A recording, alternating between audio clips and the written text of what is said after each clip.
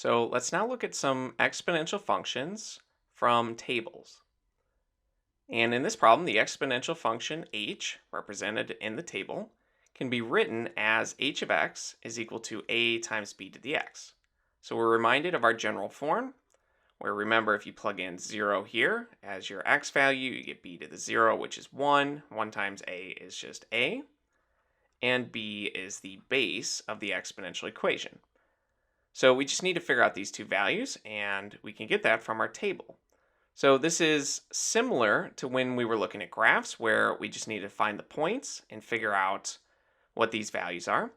And you can see when you plug in 0 to our function, we're told that we get a y value or a function value of 10.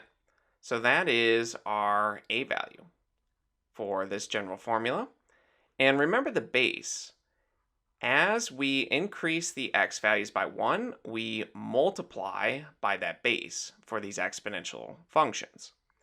And so 10 multiplied by the base gives us 4. And from that, we can come up with an equation. So 10 multiplied by that base is 4. We can solve for the base. And since it's getting smaller, we would expect this to be exponential decay.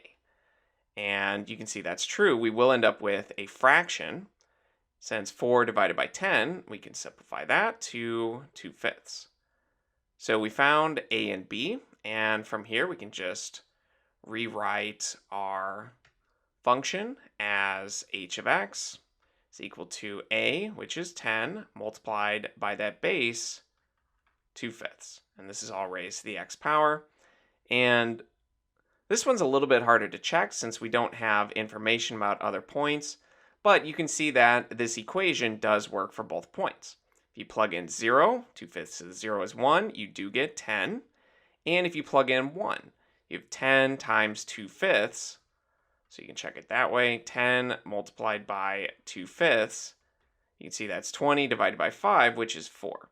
So it does make sense based on our 2 points here. So we can write this in. H of x is 10 multiplied by 2/5 raised to the x power. And let's just do one more of these, just to make sure we fully understand it. So we have that. The exponential function h, represented in this table, can be written as h of x is a times b to the x, this general form. And we're given two different coordinate points. So we're told that when we plug in 0 to our function h, we get a y value or a function value of 7. And remember that when you plug in 0 to the general formula, that you just get a. So we found our starting value, our a value. That's just 7 here. And we're also told that the second point, when you plug in 1, you get a function value of 9. So to figure out the base b here, you just need to recognize that as we increase our x value by 1, that we multiply by our base to go from one function value to the next. So we can create an equation since to go from 7 to 9, we multiply 7 by that base. So 7 multiplied by b gives us 9.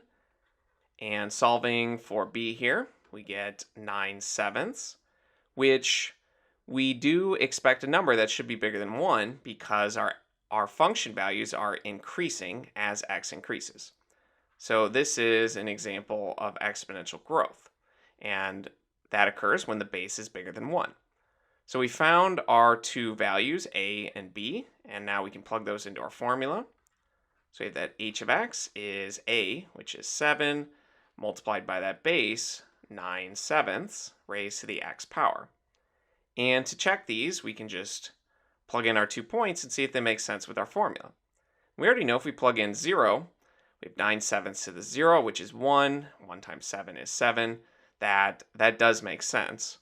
So we just need to check for h of 1 here. So let me switch colors. So h of 1, plug that into our formula, we should get back 9. So this is 7 times 9/7 to the first. You can see the 7's cancel, and you do just get back 9. Which helps us feel confident that this is in fact the correct equation. So h of x is really just 7 times 9/7 raised to the x power.